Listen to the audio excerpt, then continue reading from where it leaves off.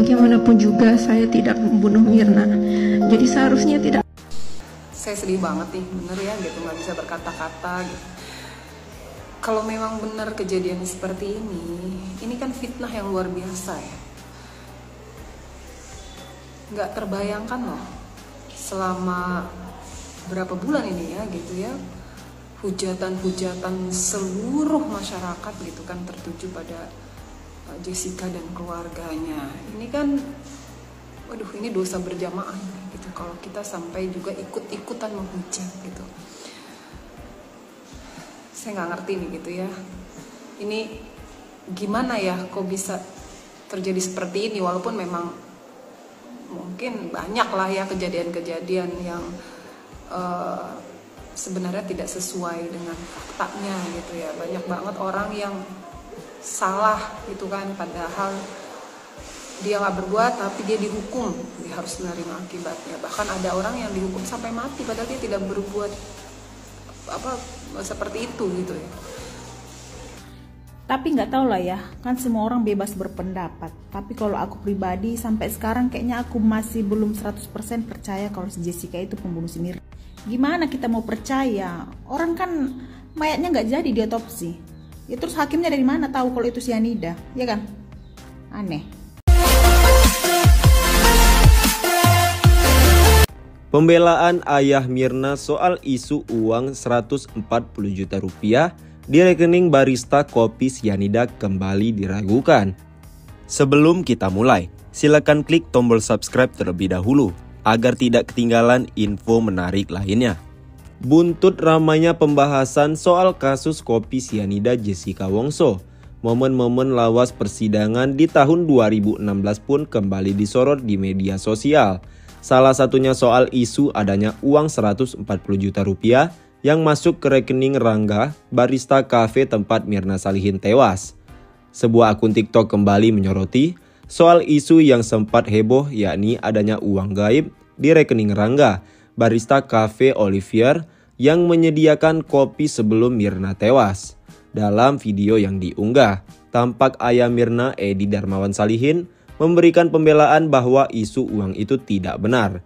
Edi mengaku meminta sendiri ke bank rekening koran milik Rangga periode 2 bulan ke belakang. Saya minta rekening bank punya Rangga 2 bulan. Nih dapet, kata Edi Darmawan. Ternyata nggak ada tuh uang 140 juta rupiah, katanya lagi. Jurnalis yang meliput kemudian meminta Edi untuk menunjukkan bukti secari kertas yang ia bawa.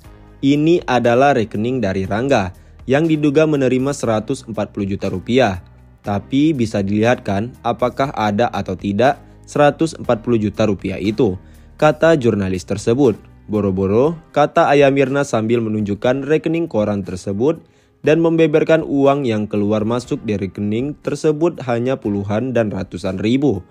Menariknya, netizen justru meragukan pembelaan yang dilontarkan Edi Darmawan. Tidak sedikit dari mereka yang merasa bahwa bentuk rekening koran itu tidak seperti yang ditunjukkan ayah Mirna. Aku print rekening koran gak kayak gitu tampilannya. Ada kop nama bank di atasnya, ujar netizen yang berbagi pengalaman. Lagian buat akses ke bank juga harus nasabahnya bukan orang lain. Banknya juga punya aturan, kata netizen curiga. Rekening koran saya kok gak gitu ya? Terus kan bisa pakai amplop coklat, ungkap pengalaman netizen lainnya. Gaduh film High School, Profesor Edi Hiarich ungkap dalang sebenarnya pembunuhan Mirna Jessica Wongso itu.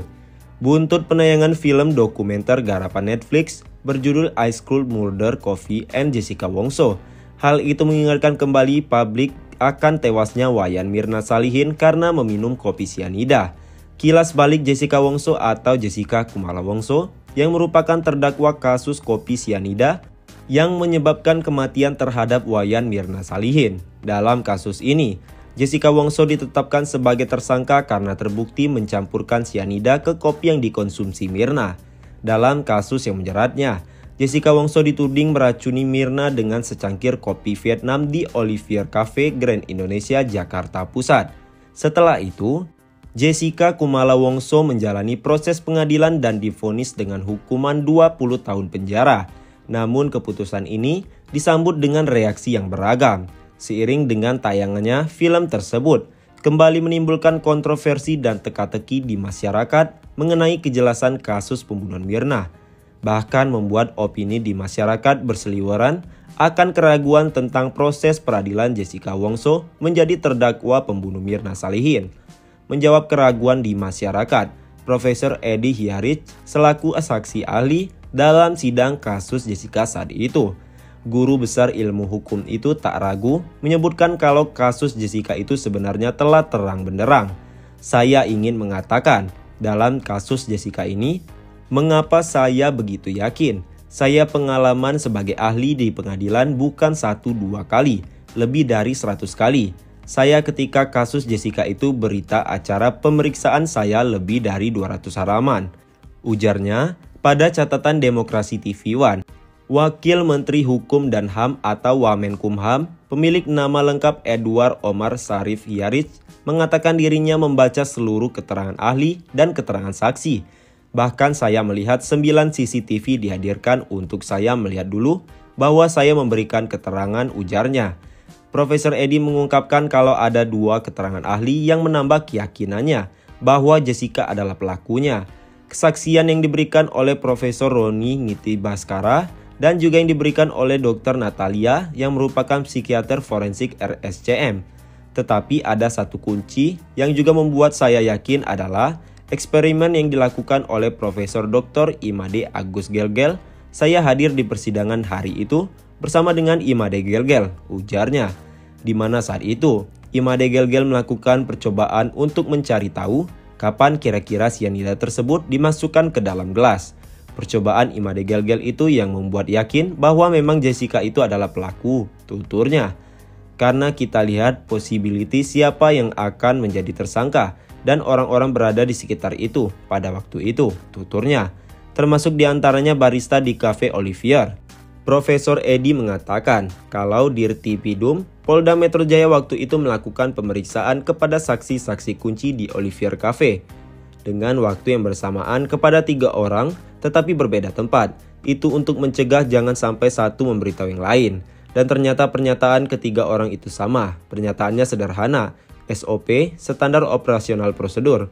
Ketika seseorang memesan ice coffee Vietnam, terangnya. Di mana pada saat itu semua saksi menjawab hal yang sama. Lalu ditanyakan kepada barista tersebut bagaimana cara dirinya mencampur membuat kopi. Diberitahukanlah bahwa biasanya kopi dituangkan susu kemudian dituangkan air panas. Apakah sianida diletakkan pada saat mencampur kopi? Itu tidak mungkin. Sebab ketika Imade Gelgel melakukan eksperimen itu, ketika sianida dimasukkan ke dalam air panas, maka seisi Olivier Cafe itu keluar karena bau itu sangat menyengat, terangnya. Berarti tidak mungkin itu dilakukan oleh barista. Yang paling mungkin adalah ketika sudah ada ice coffee di situ, sudah bercampur dengan es. Sianida diletakkan, itu tidak akan menyengat dan waktu itu siapa yang berada di dekat minuman? Tidak ada orang kecuali Jessica, ibunya,